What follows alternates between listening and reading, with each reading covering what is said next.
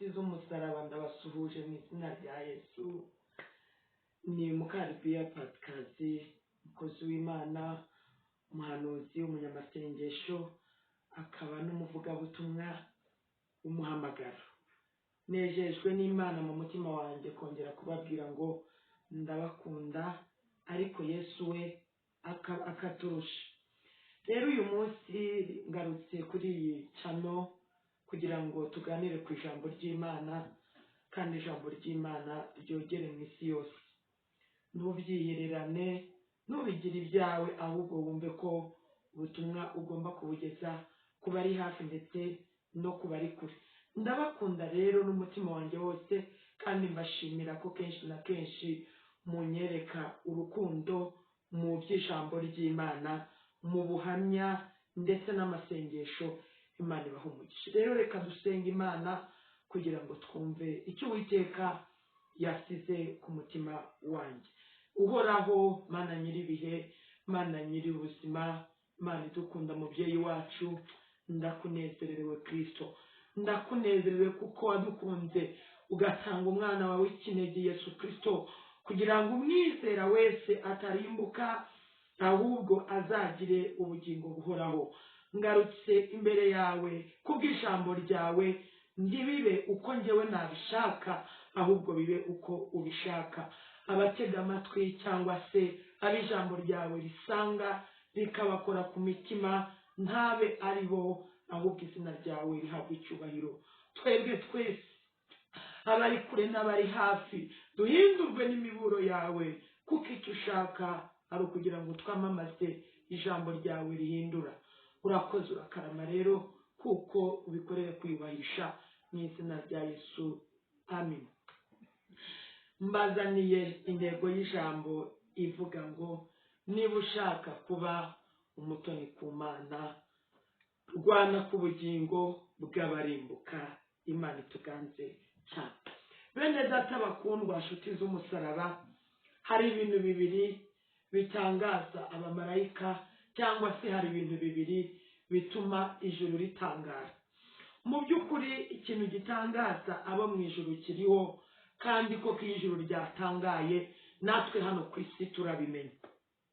Ibyo tubwira Imana bigaragaza abo turiho, nuko duteye, kuko ibyuzuye ku mitima yacu ari byo tugaragaza iki ku munwa. Rero umuntu wese, igitangaje nuko umuntu wese ugiye mu bihe byo gusenga, cyangwa se umuntu ugiye imbere y'Imana, nta kindi kintu abanza uretse we ubwe, akibanza akabanza kwisengera, abandi bakazaza nyuma.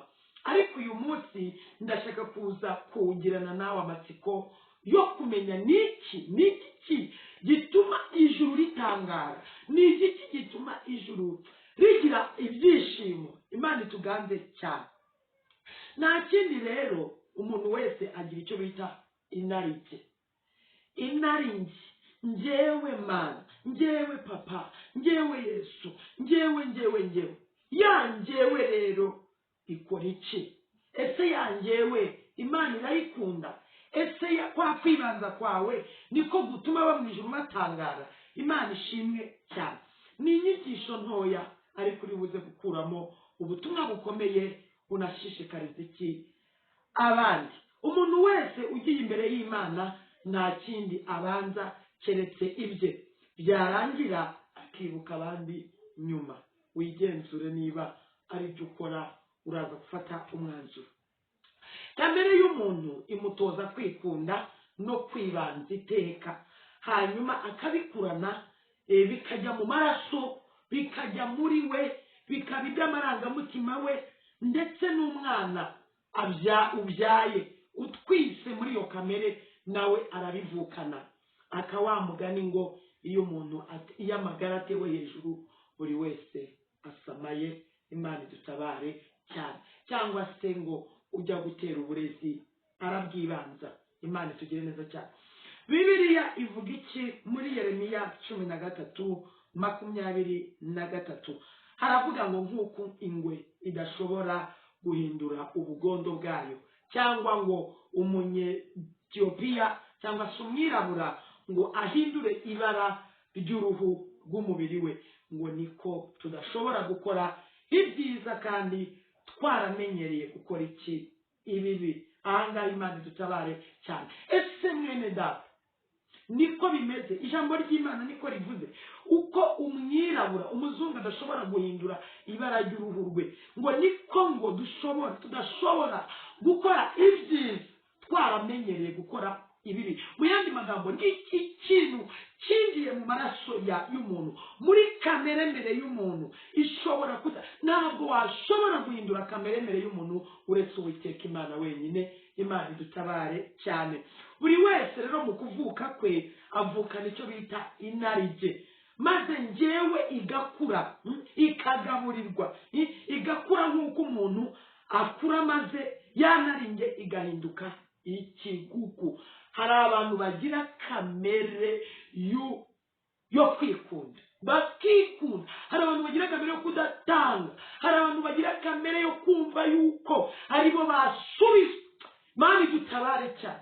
Hari abantu bakura n'inarijye yo kumva yuko ibyiza byose byaza ku buzima bwabo, imyambaro myiza, ubukire, abagabo beza aribo babakwiriye, abana beza, abamama beza, iterambere ryiza, amazu meza aribo ubwabo badashobora kuvuga ngo nakanaka byamubera. Imana idutabare cyane. Rero isi tuvukiramo ni ubwami bwa Satani.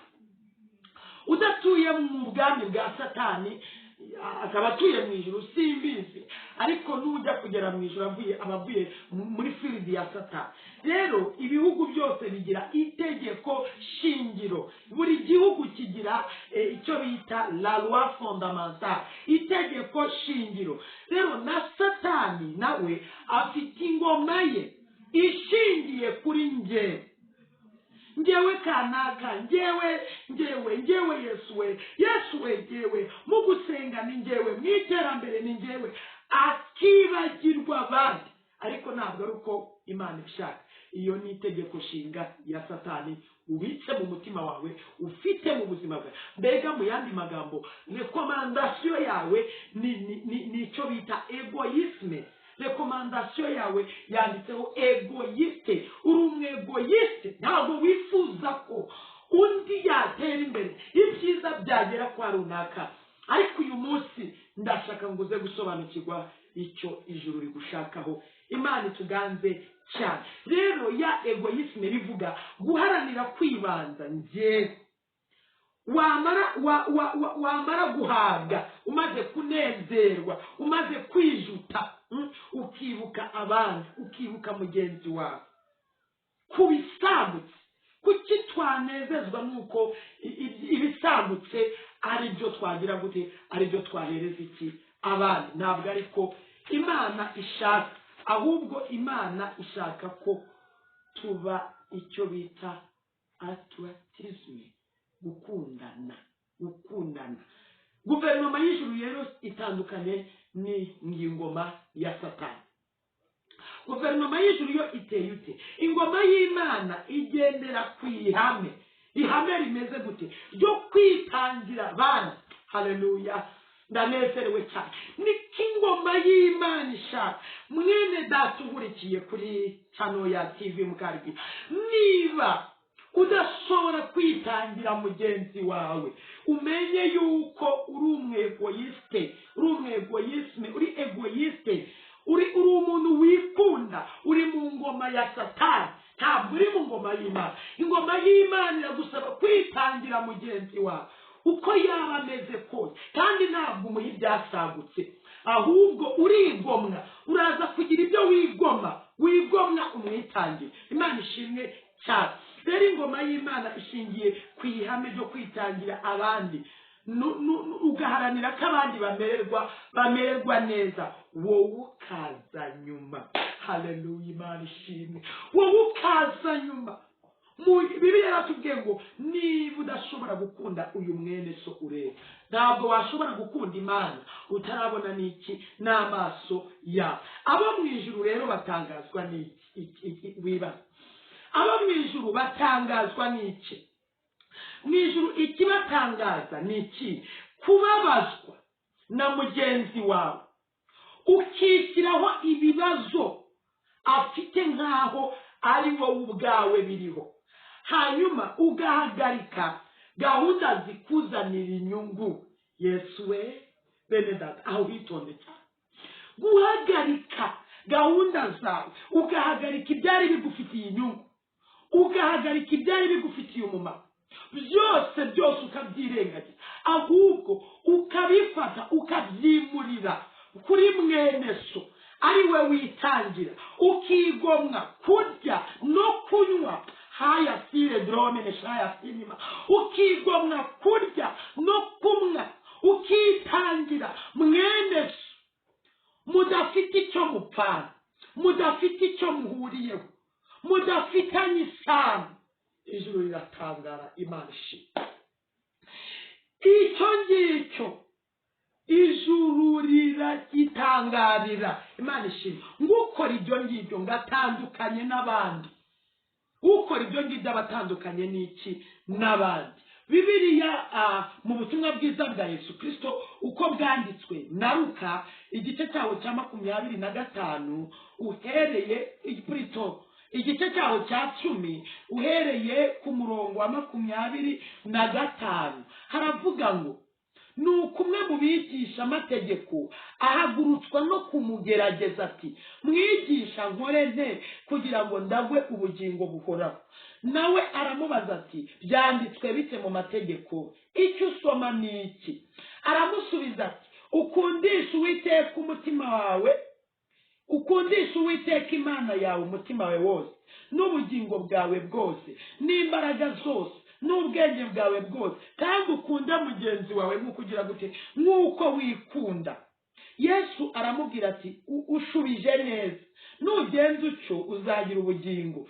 Ariko uwo ashatse kwigira shyashya abaza Yesu ati, hajya mugenzi wanjye ninde? Ese nshuti y'umusaraba mwene data, nawe uracyabaza ngo mugenzi wawe ninde? Mugenzi wawe n'uri iburyo bwawe, mugenzi wawe n'uri ibumoso bwawe, mugenzi wawe n'uri gusiga inyuma, mugenzi wawe n'uwo nguwo uri imbere yawe uhagaze agutegereje mw'ineza. Imana ituganze cyane. Ariko ngo washatse kwigira shyashya aramubaza ngo mugenzi wawe ninde? Ariko se nshuti y'umusaraba, niba utazi mugenzi wawe, ni ukuri ntabwo uri mu nzira y'agakiza.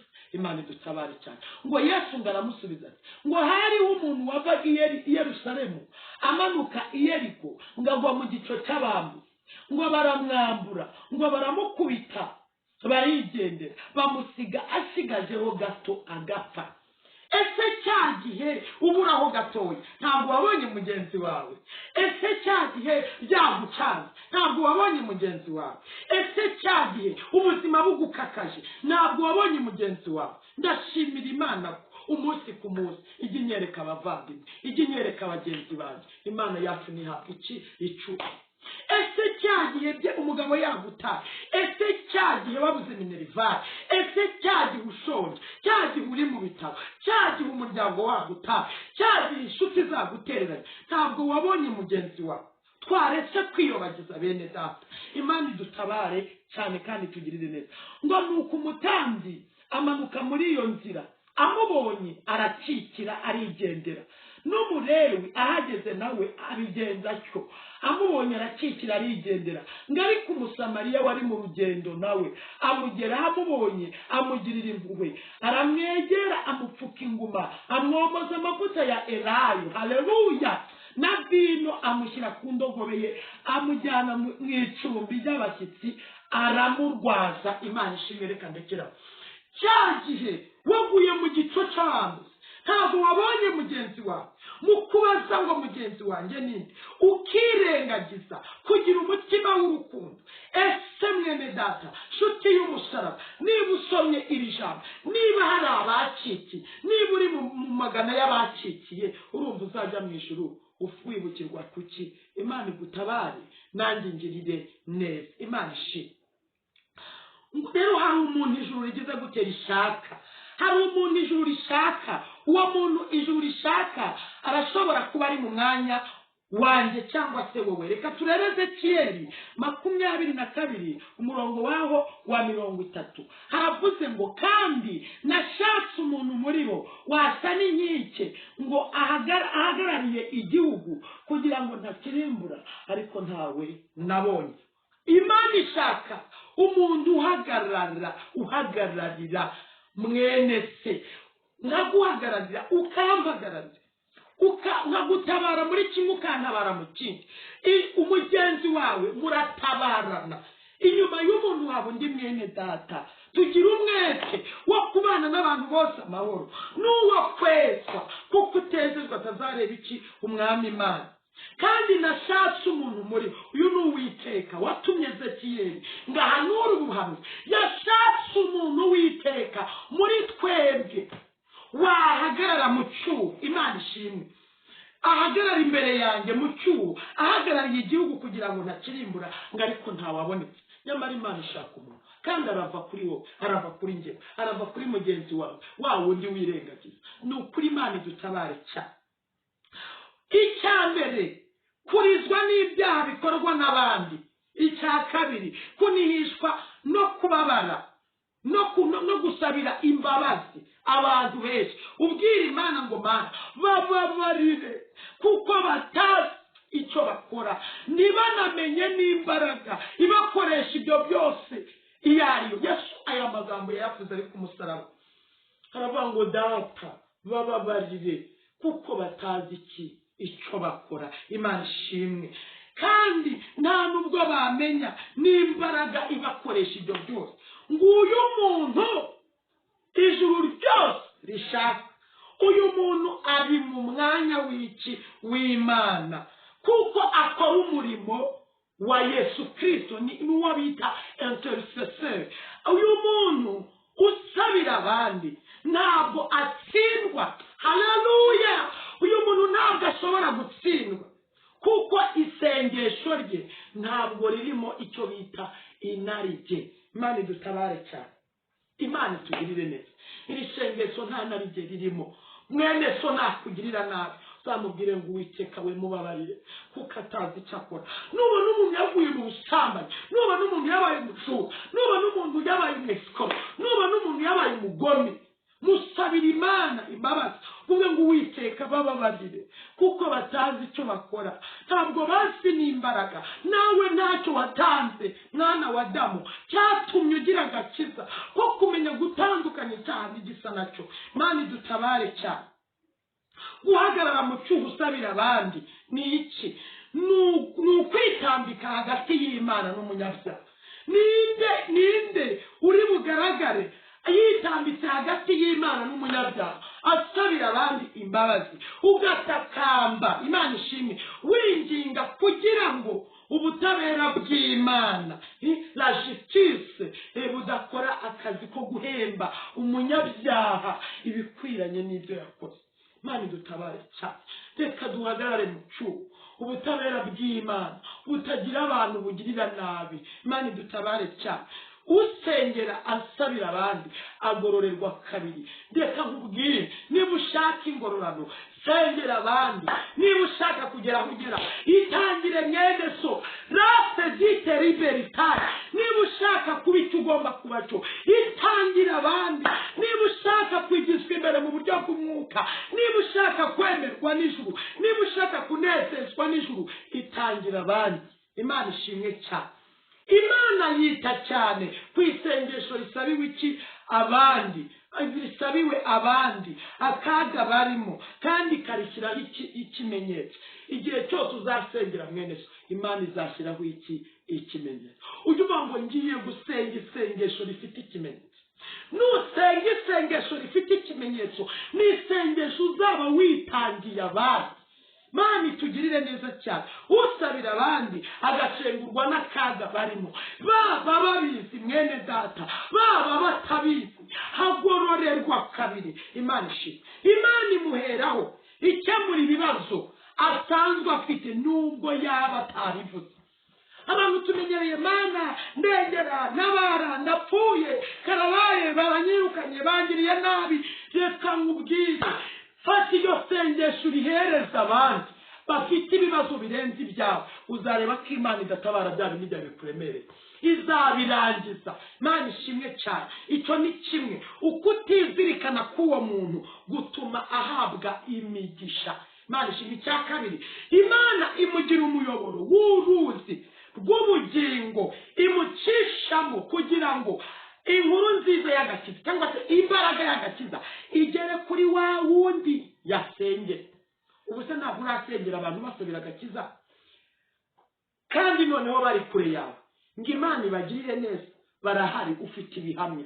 None se kubera iki wacogoye? None se kuki wananiwe? Mbese itiyo iyitwara amazi, haramutse hanyuzemo amazi ashyushye kandi atwika cyane, buriya iriya tiyo yo yasigara ikonje, yo yashyuha kurenza. Mu yandi magambo, niba nitangira abandi, Imana izankorera iby'imbaraga. Niwitangira abandi, Imana izagukorera iby'imbaraga. Nurizwa n'akaga abandi barimo, Imana izagukorera iki? Iby'ubutwari. Ahubwo unasubizwa kurushaho. Umuntu usengera abandi niwe usubizwa cyane. Imana ishimwe cyane. Rero niba dushaka kuba abatoni ku Mana, Imana ikavuga ngo mutoni, ikakwita Esiteri, ikwita mutoni kubera yuko utikunda, nta narije ufite.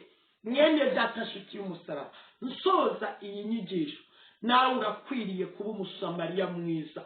Urakwiriye kwitangira abandi. Wajyaga ubikora none wasubiye inyuma, wajyaga witangira abandi none waracogoye. Hari ibyagucogoje, ariko ndakubwira ngo garuka kuri Yesu, wongere umwegere, wongere umubwire ati Yesu we, najyaga nkora uyu murimo none naracogoye, najyaga nkora uyu murimo none narananiwe, ariko ubwo maze guhugurwa n'ijambo ryawe ndashaka kongera guhaguruka, nongere mbiki uw'umumaro. Tugiye gusengana Imana. Ese witeguye nawe kongera guhagarara ukaziba icyuho mu murimo w'Imana?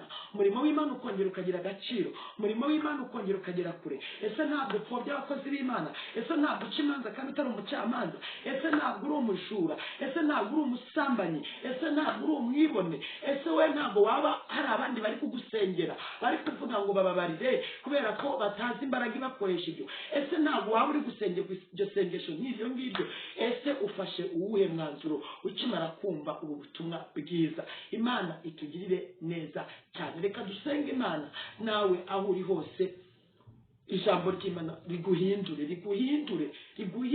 ryongere riguhindure. Data mu izina rya Yesu, haleluya.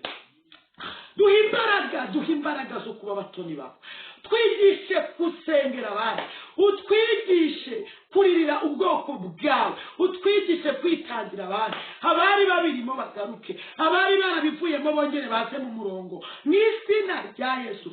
N'abasengerwa muri ubu buryo bahindukire, baze mu mubare, dufatikanye kwitangira iki abandi. Turifuza kuba abatoni ku Mana. Hari ababivuyemo, hari ababirambitse, ariko Uwiteka nyemerera cyane kubw'urukundo rwawe, kubw'ishyaka ry'umurimo wawe, wongere wisanzurire mu murimo wawe, wongere usa n'igicaniro, twongere twigizwe imbere mu buryo bw'umwuka. Niko nsabye nizeye. Nyemerera cyane Mana, ijambo ryawe rigere kure, ijambo ryawe rihindure benshi, kandi abenshi bahindurwe n'imiburo yawe. Reka ntitubigire ubwiru, ahubwo tubyamamaze mu isi yose kuko ari kushaka. Ndagushimiye ko hari aburokoye, ndagushimiye ko hari abukijije, ndagushimiye kubw'uyu murongo washyizeho.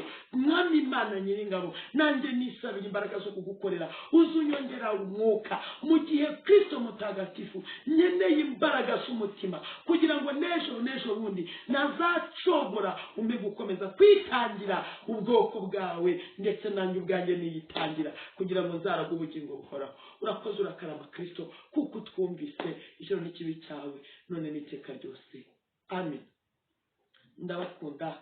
Ni kurikirana channel ya TV Mukaribiya kuri WhatsApp 078 779 454 impuguro, inama n'ibitekerezo birakenewe. Shalom.